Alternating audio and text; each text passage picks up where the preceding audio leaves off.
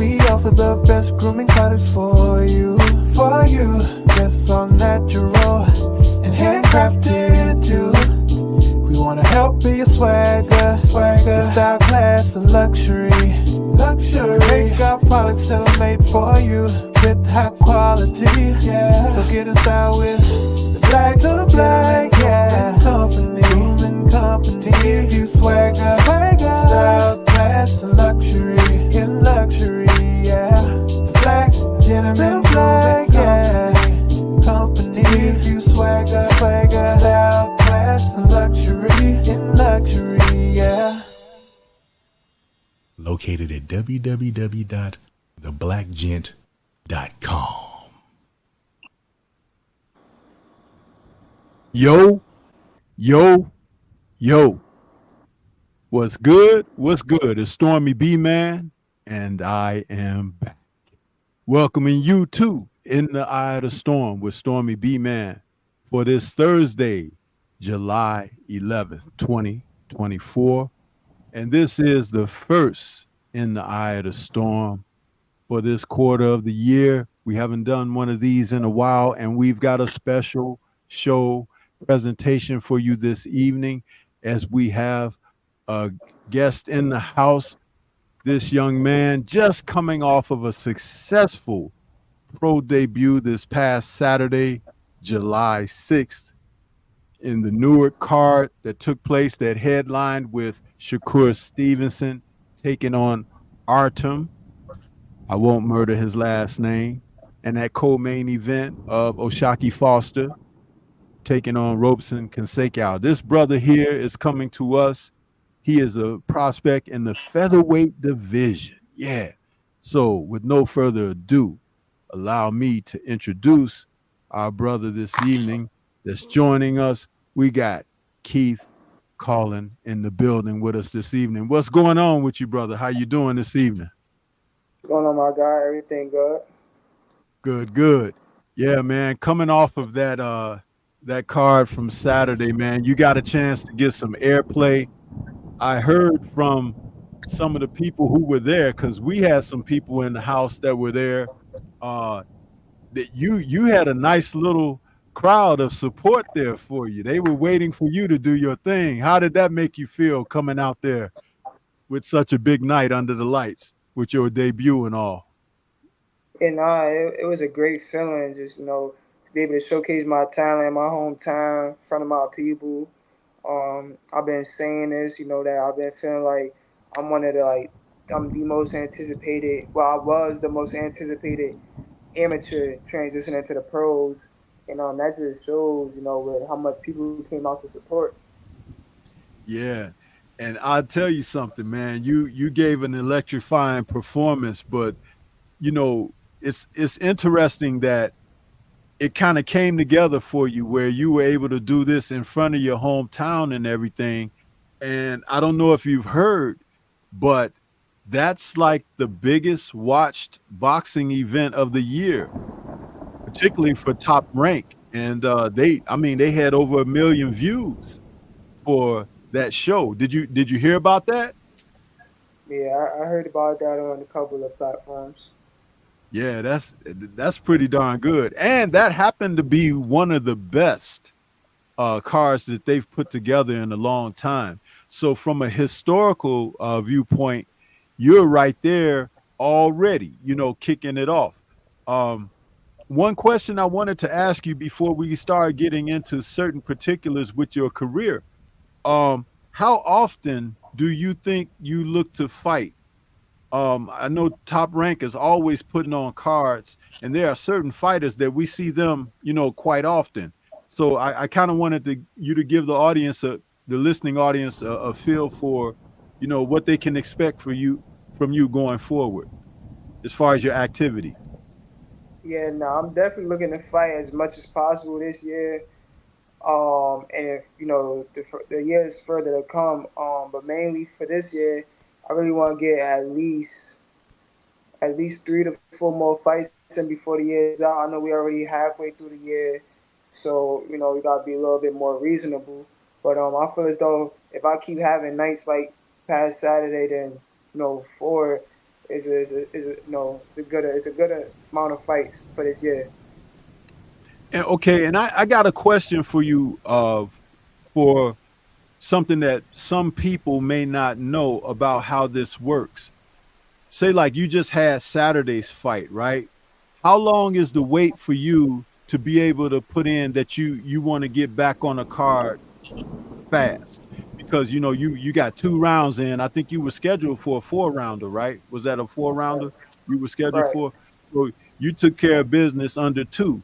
So what's the wait like for you to get in on another card? Is there a certain period you gotta wait, or how does that work for people that don't Nah, know how that works? it is no certain period. It's really just you want to pick, you want to do things that make sense. So you just don't want to, at the end of the day, this is boxing, and you want to give, not only give yourself but also give your opponent a reasonable amount of time to prepare for a fight. With that being said, since I'm already prepared, training, and I just had a great performance, I'm looking to go in there Saturday night. I mean, I'm looking to go into my future fights with the same type mindset and get them over with as soon as possible. But there's no time period that I have to wait. It's just more so picking picking up, getting an opponent, picking them, and just which shows is next, which shows is available, and same thing, picking an opponent and performing. It's just that no time period. Yeah, that's cool, man.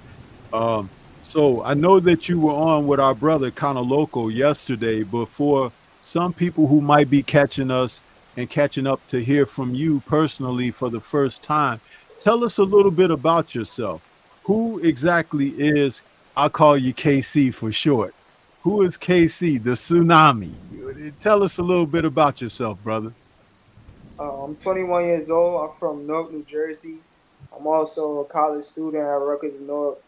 I've been boxing since I was 12 years old. I've been competing since I was 12 years old. I was on the Puerto Rico Olympic team. I've traveled all around the world fighting. I've been to the top international tournaments. I've been to, you know, I fought all over the U.S., all over the world. Literally been to Ecuador, Spain, uh, DR, Puerto Rico. Um, Yeah, and Saturday night I just had my pro debut. And I'm just looking to climb the ranks, keep developing, keep getting better, and just keep building in every aspect. That's what's up, man. And what would you say drew you to the sport of boxing? What was it that said made you say, I want to do this?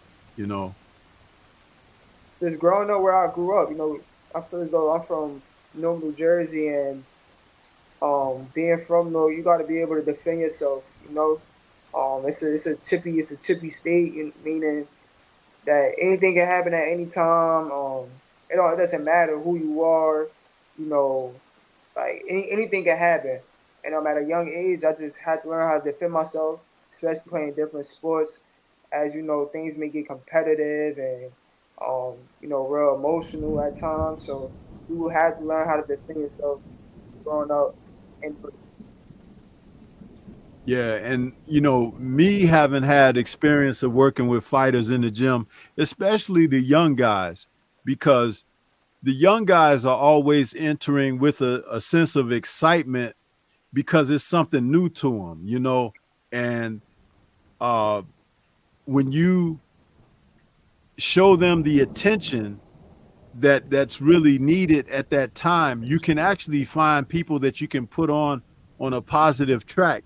And I can imagine that's something that happened with you, where you found that not only you got a chance to learn how to defend yourself or whatever, then as you start picking up certain nuances of the sport, you realize like, hey, I kind of dig this, I like this, and I can hit people, I can beat them up.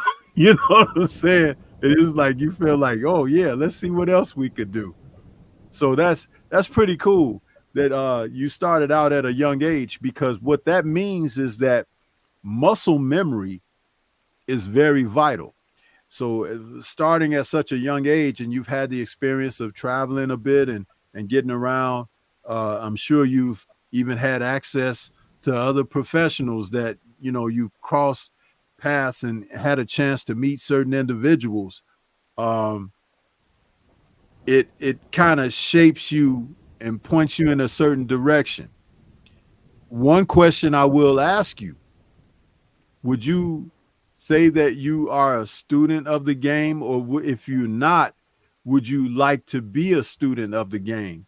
In other words, studying the sport enough where you learn a little more about not just what you're doing, but the history a little bit that can kind of help give you parameters to kind of operate and paths that had preceded you where you can find your own way. Have you thought about that much at all? Yeah, no, I'm definitely a student of the game. I enjoy watching the greats. I feel as though I don't even like watching people that's average or just like an average fight because I don't want to pick up bad habits myself. No, every boxing style could be better, or every fighter could be better, and every fighter has flaws. So I don't want to pick up any bad habits watching, just anybody. So I just try to watch the greats, the best that ever touched a pair of gloves, and pick up their good habits, and hopefully they'll be my good habits as well. Yeah, you have a division there where you're competing.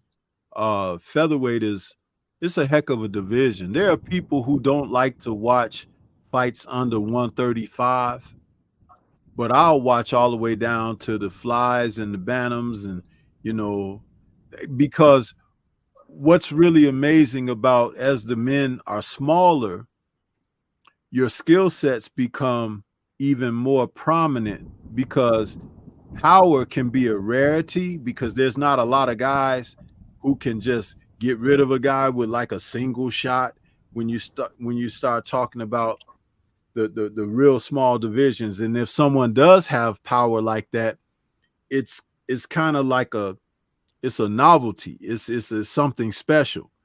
But being able to use your leverage, being able to use angle and footwork and putting your punches together. We were just talking, you and I, behind the scenes about how I like how you throw your punches in combination.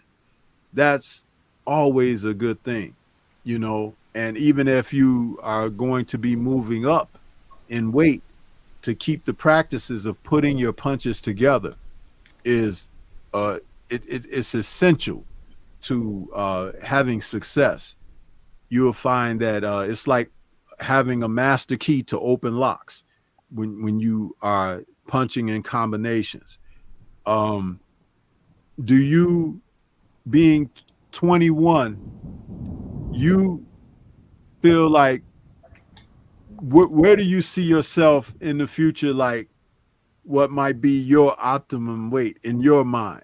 And I'm not trying to put pressure on that. I'm just saying because you're a young brother and you are still growing and you'll be getting stronger and everything. But do you have like a target where you say like, man, I wonder what it'd be like to be there. I want to see, in the future. I think my highest weight class I'll fight at is probably 135. It's easy for me to make 126. I actually was planning on turning pro at 122.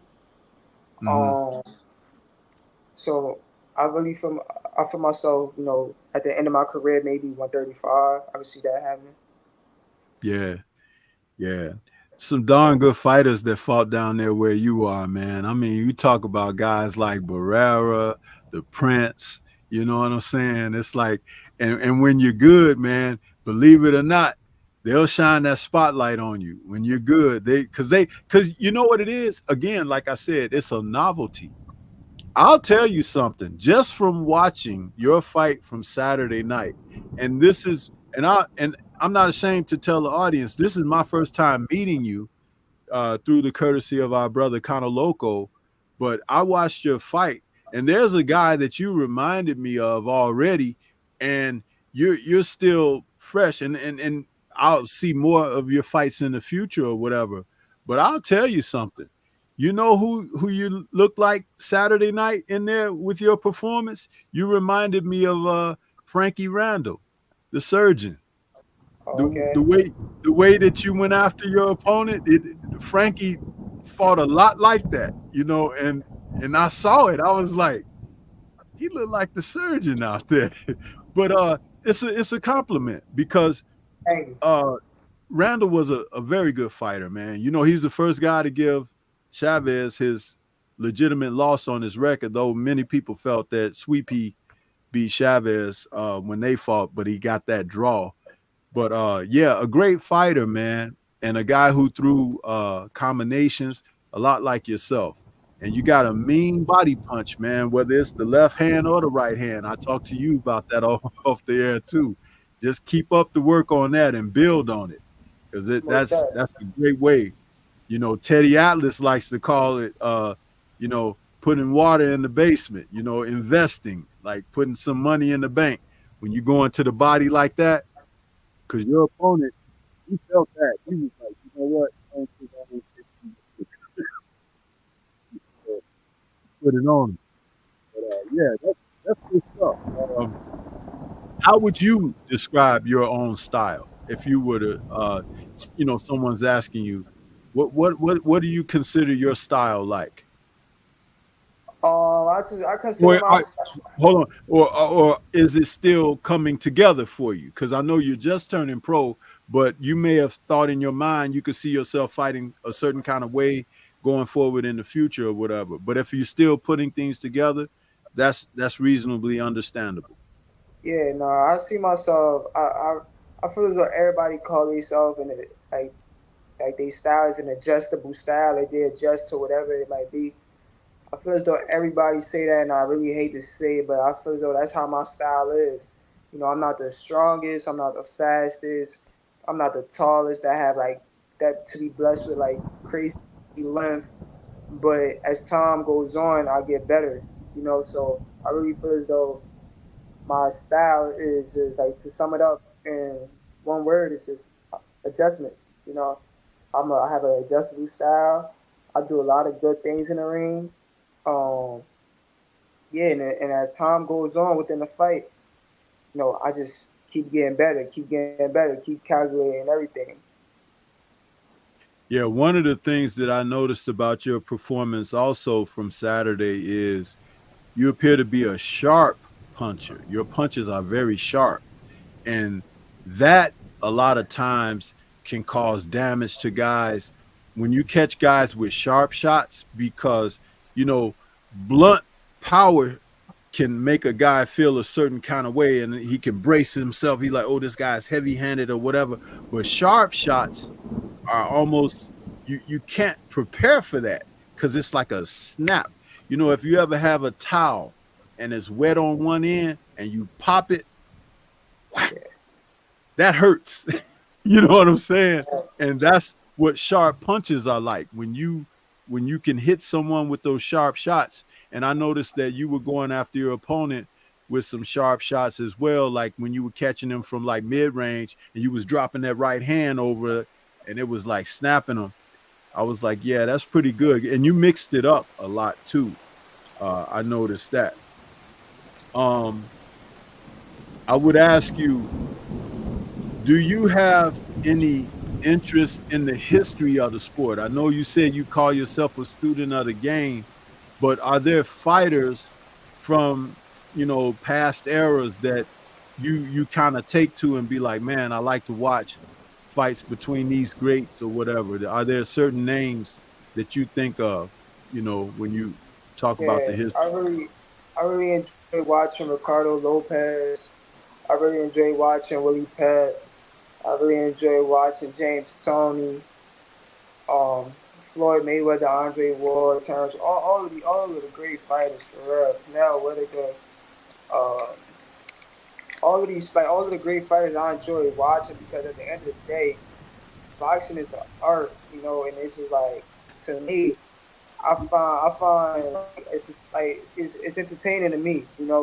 A person don't have to throw a punch for the fight to be entertaining. It could be whether it's footwork or his control in the ring, his composure. I find I'm grateful for those type fighters that shows those attributes. It doesn't necessarily mean, oh, this person landed this amount of punches on this person, or he hit him with these amount of big shots. I really look at the small little things that may fly over a casual's head.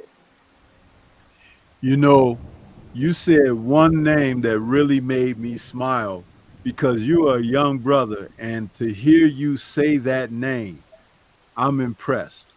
You said Ricardo Lopez. Do you know that that is one of the greatest fighters in the history of boxing? That man, I love to watch him fight because when he fought, he made everything look so simple. He was almost like a shrunk down Salvador Sanchez. He was that good. Ricardo Lopez he threw his punches almost with little to no effort. And he had one of the deadliest uppercuts, like that 45 that he could throw under someone's jab. Like if somebody's throwing out that lazy jab, he could set you up with that 45. He'd come right up under there. Boom. And I seen him knock guys out with that shot. So the fact that you mentioned his name and you being as young as you are, I'm impressed. I will say that because there are people out here that's my age that don't know and watch boxing, but they don't know Ricardo Lopez.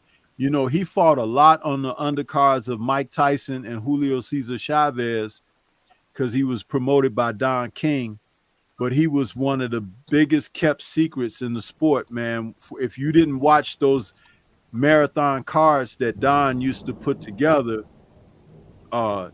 but he was a tremendous fighter. So I'm very impressed to hear you mention his name because you couldn't go wrong watching him, watching his style, watching how he made adjustments, because adjustments are a huge part of a match as well. I'm going to share something with you that I learned about listening to commentators. I've been watching Alexander Usyk. He's currently the heavyweight champion and former undisputed, but he gave up the IBF title, and now Anthony Joshua and Daniel Dubois will fight for that IBF title coming up in September. But I wanted to say this about Alexander Usyk. I was listening to a couple of announcers from the UK, and they were talking about something that made him great. You may want to keep this in your mind to think about it as you go along with your career personally. Usyk is a very good boxer. He has a high ring IQ. He's very smart. He learns where he can touch his opponents. He gets in a certain range and he knows he could touch a guy. If he could touch a guy, he can hurt a guy. But it's not always about landing that big punch right away. It might be about letting a guy get accustomed to being touched and then sneaking something in. And I think he pulled that on Tyson Fury when he faced him. But where I want you to listen to me about Usyk is this. As you go on in your career, you're going to have fights scheduled for longer rounds. You'll have, your 6 rounders, 8 rounders, 10 rounders, 12 rounders. When you feel that you need to take a break in a fight, like you might need to get your wind or get your rest or something like that, what Usyk does so well is he does it off rhythm. In other words, he doesn't do it when you think he should. Like, say a certain output in this round, he threw a few more punches in this round than he had the previous rounds. He doesn't necessarily take that next round off. He will still compete and do what he's doing, but he'll take a round off like when he's doing well. You know what I'm saying? But he masked it by just like moving around a little bit, kind of touching with the jab, giving some footwork here and there. And it's a smart ploy because you can never tell when the real true fatigue sets in. And in the meantime, while you thinking that you're waiting for him to get tired, he's already gotten some rest against you, if you understand what I'm trying to say. And then next thing you know, he's turning it up on you again. And you was thinking like, damn, I thought he was getting ready to slow down. And here he is picking it back up. It's a very smart ploy. And one of the ways to start incorporating that might be to do it when you're sparring. Learn to spar at various speeds. You know, push yourself sometimes, hold yourself back sometimes. It's not for the opponent to know what you're doing, it's for you to get adjusted to your body as you are doing what you're doing. So you constantly stay in a place of being relaxed, but you're also constantly ready to execute something that you may be intending to do at any given time. So I just thought I would share that with you because being a young fighter, it's like little tidbits like that can help and go a long way. And like I said, it could be something that you and your coaches talk about. You don't have to tell your sparring partners. You don't have to, even tell people in interviews what you're doing. Just incorporate it, and it'll work for you. Usyk is an example that he has set. That there's a lot of people, they were misjudging him because he came up from the cruiserweight division, and he's battling against these giants in the heavyweights. But dude, when you're good, it's not always about that size. It's not always about that size. If you know how to do what you do well, you can still execute, I should say. But I just wanted to share that with you. Any thoughts about that? No, I feel like Usyk he a great fighter. Um, his resume speaks for itself. Honestly, he's been to Olympics. If I'm not mistaken, he won a gold medal.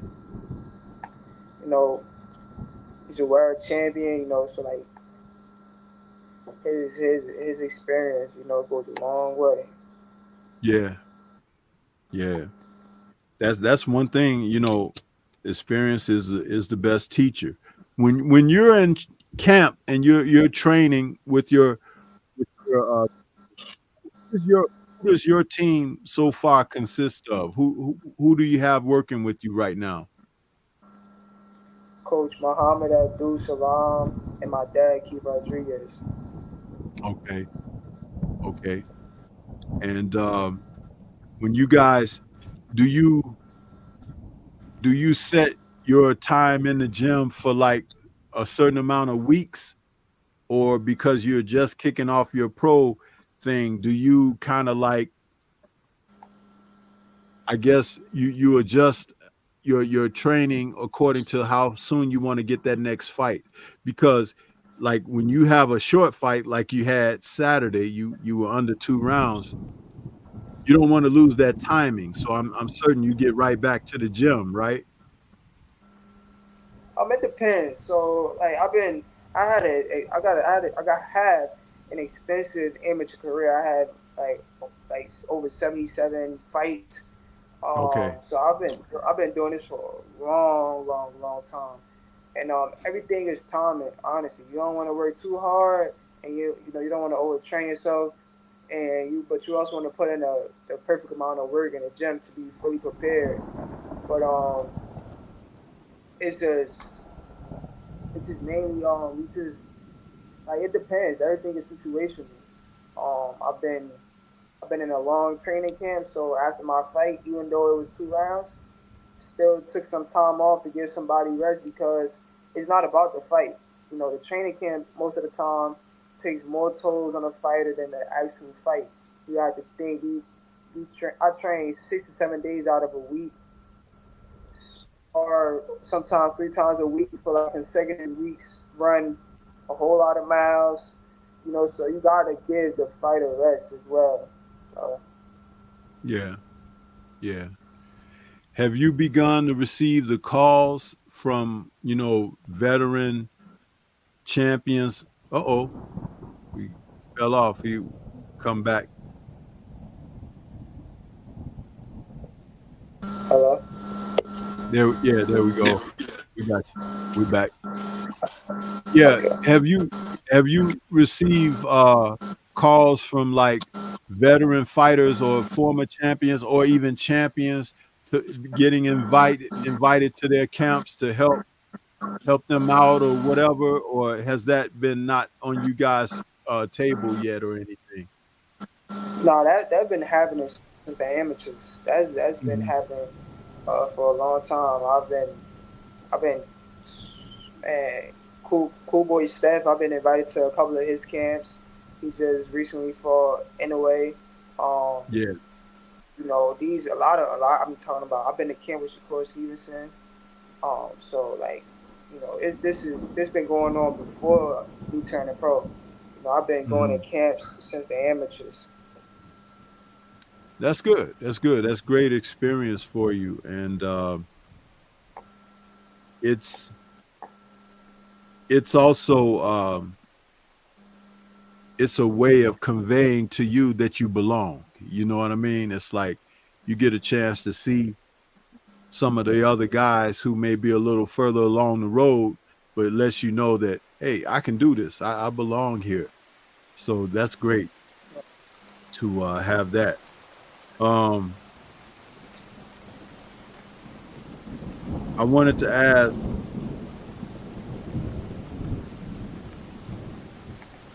you can let people know how they can keep up with you as far as following you. Do you have various social media that you keep in touch with your fan base or anything? Yeah, you guys can follow me on Instagram at official Keith Cologne. That's for any updates about me fighting. Um, just if you want to get in contact with me, that's the best way to also get in contact with me. But if you want to see like behind the scene footage of me training, the actual life of a boxer, and sparring, post sparring, pre sparring, workouts, after workouts, what I eat. You can also tune into my YouTube channel, Keep Tsunami Cologne. I actually got a long vlog coming out the whole week, and the whole week before my fight and my actual fight. So that's gonna be a dope video to check out, and you can just literally see the life that I live for like that whole week. Yeah, that's pretty cool. We got the brother Connor Loco and TD Sports Talk. They're out there. They're dropping links in the chat for you. So anybody that wants to Yeah, follow you that way, all they got to do is click on those links, you guys, and that's how you can get a hold of Keith and what he's doing with his career and keep track, keep tabs. This young man is going to be going places fast. So remember, you have to catch that train before it leaves the station because once it leaves the station, you missed it. So, but right. this is what it's all about. Um, I like to see young fighters that are highly motivated by the desire to be involved in what you're doing. Um, I don't like to see the guys that kind of complain about different things and this and that because it's a profession what you do, being a professional fighter. And even though there are a number of your contemporaries and colleagues who do this, some of them don't have the right approach psychologically, mentally. But when you do have the right approach, you're able to deal with whatever comes. You've already been, excuse me, like you said, as an amateur, you've had a chance to travel the world and everything. Being able to go someplace and fight. Are you officially a top rank fighter? Or with how is that for you? Yeah, no, I'm currently still a free agent, what they'll call me, and I'm not signed to any promotional company. Um, Hmm. me and my team, we you know, we're waiting for, you know, the right opportunity and, you know, the right terms to sign. But yeah, no, I'm not signed to any promotional company at the time. Okay. Yeah, because being able to get on some cards where people could lay eyes on you. Um, if you got an invite, you know, to something like that, maybe you and your team could consider it. You know, they got a couple of big cards coming up uh this fall. We're looking at, I think they're talking about, you know, Serrano and Taylor are fighting again. That's a rematch. That's an important fight. I know it's with a different promoter. I think that might be DAZN and Matchroom, DAZN Broadcasting and Matchroom Promotion. But just thinking about getting out there to have that opportunity where people can lay eyes on you. You know, I know that some guys have waited around for certain types of opportunities, but even more than just waiting for certain box office or money and receipt to get people's eyes on you, because if you're able to impress with your abilities in the ring, people will want to see you and they'll be looking for you again. I watched a fight earlier this year, a couple months ago, where Anthony Kakachi defeated uh, Joe Cordina in a fight where they were dismissive of Kakachi, and Cordina had that IBF and I think he had the IBO titles, and Kakachi went in there, and I remember watching Kakachi on a couple of other fights last year, and I said that guy, he can box, but he don't have a lot of power. But he ended up stopping Joe Cordina. It was crazy how that worked. I don't know if you saw that fight or even know about it, but it was a really good opportunity for Kakachi because they brought him in as a so-called opponent, right? And he ended up becoming the champion. But it's stuff like that because he was ready. He was already polished. He had been training, and they overlooked him, and they just brought him in as an opponent. But he performed like a champion, and he took Joe Cordina's title away from him. I was very highly impressed with that when I saw that. Man, it was impressive. So, but yeah, do you have any favorite fighters that's fighting right now? Um, like I said, I'm really like I don't have a favorite fighter. I just like things that a lot of like every fighter have a different specialty. So I like things that one fighter may do. May like things that another fighter may do. But at the end of the day, um, I believe like I'm my favorite fighter because it's just like I soak up everything that everybody else do and I kind of make it into my own, you know, and I kind of have Mm, fun with it. But my favorite fighters to watch is definitely Jerron Ennis, Terrence Crawford, Shakur Stevenson, Amanda Serrano for sure. Um, I love watching Canelo. You know, really just like all the top fighters that box. That's because they do what they do the best. Understand? So it's just I like watching everyone. I like watching everyone work, how they set up shots, what they do to you know what they do to create openings, how defensively responsible they are. Like all of these things, I really soak up and I try to implement that into my game. yeah. And the fact that you mentioned Serrano, you know, I cover her on my channel as well. I'm very impressed with her career and what she has done and how she has stood up for certain aspects of the sport. She's been a tremendous ambassador. Uh, how she's trying to, push for the 3 minute rounds, for the championship fights, at least with the ladies. I think that that's impressive. Her giving up I think it was the WBC title because she was undisputed. She gave that up because WBC said they had no interest in trying to allow a sanctioned fight for 3-minute rounds or 12 rounds. And Amanda is a person that, she's like a pioneer. She's a path maker, in this. And I think we need more people like that, because once you become a champion, uh, that's great. But to become a people's champion or a representative of the sport where you're actually bigger than that title, you know, which she is. And I just want to see fighters like her in the women's division of the sport and fighters in the men's division of the sport get that type of respect that they work so hard for, because there's a lot of fighters that they kind of like, they'll go along, or whatever. But, greatness is sometimes measured by those who are willing to take certain risks, and that's important. Do you agree with that? No, indeed. With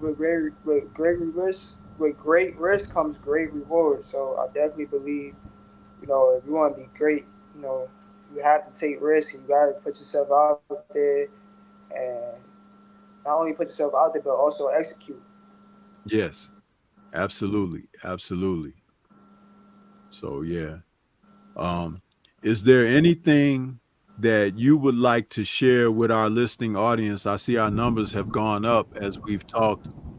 There's more people that have joined in on the show to see what you've had to say. If there anything that you would like to share going forward, anything else that maybe we hadn't talked about or whatever, because I don't want to feel like I'm just drilling you, but you've had great conversation thus far. Let me just compliment you on that. You've been holding your end of it very well. So Thank you. I just like to say, you know, this is a start for me and for my team. This is the start of something big. Um, I've been in the amateurs a long time. I just had my pro debut, and this is like me coming out again. It's like me starting from zero. So just keep over my career, watch the progress, and watch me grow. Um, there's a lot more to come. Again, you can follow me on Instagram for more updates, more you know um, more fight dates at Official Keep Cologne. And if you want to see any like exclusive behind the scene footage that a lot of fighters might not show, or a side of them that they might not show, you can also view that on Keep Tsunami Cologne on YouTube. awesome. Awesome, man. Yeah. So, well, I want to thank you so much for joining me this evening and coming in, gracing the platform with your presence, young man. You got a fan in myself and a supporter. I'm going to be following. I'm going to be reporting on you. You can look to see videos that I'll do speaking on your uh, your accomplishments as you go on your endeavors, and I'm excited for you because as I was telling someone just last week, talking about some of these fighters in the sport that don't want to fight the fights that the people want to see, uh, don't want to challenge themselves or test themselves against certain opposition. They're comfortable in their skin, so to speak. I said last week, some of those guys are gonna go by the wayside, and some of those guys are gonna get run over by some of these locomotives that are coming along.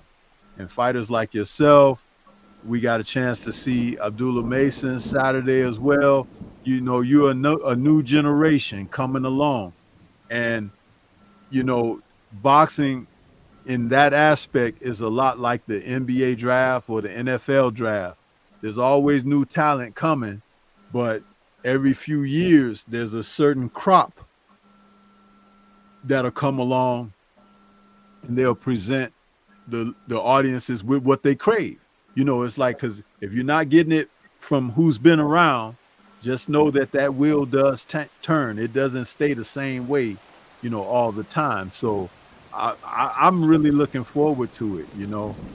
And when you get word that you got your next fight, shoot me an email. I'll bring you back on and we can chop it up real quick and let everybody know what's happening. And we'll keep it moving that way, because I like to keep the people informed too. I don't like to do a lot of sensationalism. I like to do the real factual stuff. So when you get word your next fight, let me know. And Stormy gonna be right here to talk about it for you and everything, and give you that type of look and promotion for yourself. And Appreciate that. yeah, so and maybe one day I can get maybe your trainer, because my Tuesday tussle is a coach's show. I can get him on there with me and we can talk about, his knowledge of the sport and how, what his plans are for you and everything. Love to have that happen. It doesn't have to happen right away because I know you guys get busy and whatnot, but I'm just saying I'm open to those type of things. Whatever I can do to assist with promoting you going forward with your career on my platform, I'm willing to help you out as much as I can. All right. Appreciate that. So, yes, sir. So with that, I guess we're gonna wrap it up. And like we had some guys, like I said, Kano and TD Sports, they put your links in the chat so the people know where they can click on to, get close to you and everything. And with that said, man, we're gonna head on up out of here. I appreciate you for your time, brother. Keep doing your thing, and we're gonna be watching out for you. All right. Thank you for having me. You're welcome, brother, and thank you for gracing us with your presence. You have a great evening. Likewise. All right, peace. Yeah, that's a solid young brother right there, man. When you get a chance to have a young man like that, listen, it's important. You know what I mean? It's important to be able to promote the right thing with the sport of boxing. It's very important. You gotta know. You gotta know. So, and you see, he talks. He got his head on right. He's focused. He's 21 years old. He's a featherweight. And that featherweight division is something else. If you guys didn't see his fight Saturday night, go back on ESPN. I was just watching it before watching it again because I saw it live Saturday, but I watched it again and really enjoyed what he was doing in there. And like I told him on the air, I'm like, hey, he remind me of Frankie Randall. That's who I'm looking at it. I'm like, shh. If Kano Loco is still out there, Kano, do you see that little bit of Frankie Randall in his performance from Saturday? I'm not saying he always fights that way, but the way he went about his business Saturday against his opponent in his debut, he looked like Frankie Randall in there, man. So I just wanted to say that. But I don't know. Maybe you saw that in him. I don't know. Maybe it was just me. But, talking about that. Conor Loco says, yes. One word answers for my brother. Yes. Okay. I got you. But hey, man, that's what's up, man. That's what's up. That young brother like that, I just want to see him do well. And as I said, some of you that watch my shows on the regular, have I not been saying there's a new crop of fighters that's going to be coming along? They're going to replace some of these guys who didn't want to do anything, who wasted their time, wasted their abilities and talents. There'll be another crop come along, and you can jump on their wagons and ride with them on their journeys because, man, boxing is just that type of deal.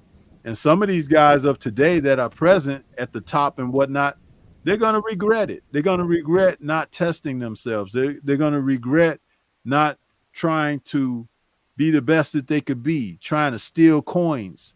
And, hey, thieves in the temple, hey, they not welcome. You know what I'm saying? So, yeah, man. But I appreciate everybody out there. TD Sports Talk, Conor Loco. I know you brothers will be working hard and getting people on your channels. And I appreciate you, Conor, for sharing this great talent with me. I like what I see, man. I like what I see. And Shawa, appreciate your kind words there. Appreciate you. Yeah, he's going to Rutgers. He's in college. He's doing a lot of things, man. But that's what's up. Yeah. Shakers and Dice said, enjoyed this, came in late. Yeah, go back and catch us from the beginning, man. Go back and catch us from the beginning. So, I had asked him on the air before we went on the air. I said, how much time you want to spend? And I told him, I said, I ain't going to carry you too long, but whatever you feel comfortable with. He said maybe 45 minutes to an hour. And we did about 50 minutes. So we got that in. We got it in. So, but yeah, TDs, thanks, bro. But you know me, I kind of like, I can communicate with fighters, man. Don't have a problem with that. Fighters and coaches and trainers, I communicate with them very well. So we have this young man out there making the rounds. Hopefully he'll get a chance to get out there with the likes of BFTB and Drew Titan, and even 78, that's what's up. That's what's up.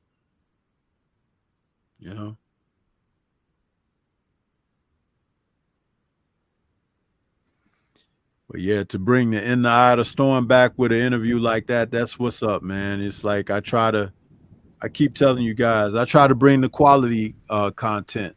No foolishness on my end. Quality stuff.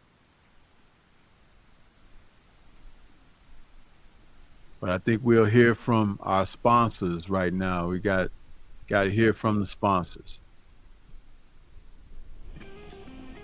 Get ready to take your striking game to the next level with the Focus Ball. Dramatically improved footwork, timing, head movement, hand-eye coordination, reflex, and overall fight IQ. It's lightweight and extremely portable, so you can train every time, everywhere. When you don't have a coach to do mitt work, get a Focus Ball. When you don't have a heavy bag to hit, get a Focus Ball. When you don't have a sparring partner, get yourself a Focus Ball. And when you just want to have fun punching and kicking, get a Focus Ball. When you train with the Focus Ball, you train your eyes and your brain to read punches so that you can hit and not get hit, making this very simple device a must-have for all combat sports athletes and enthusiasts alike. So if you want to take your striking game to the next level, don't wait. Get the Focus Ball now.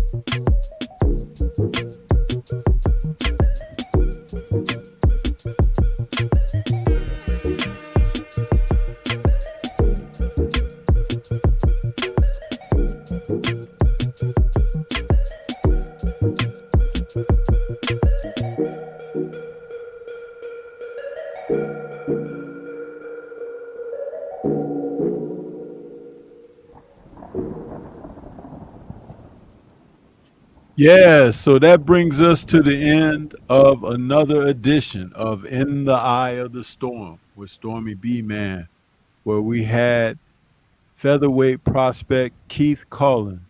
And what a young man he is, a dynamic young fighter with a bright future ahead of him. We appreciate everybody that came out to show some love and support. Hit that like button for us this evening as we wish this young man well on his journey in professional boxing. Salute to my brother Cono Local Sports for passing him by my way so I had a chance to interview the young brother. And I hope that you all enjoyed what we had to bring this evening. I want to say shout out to the mighty LDBC. Peace to everyone out there, and everyone have a great, safe weekend ahead.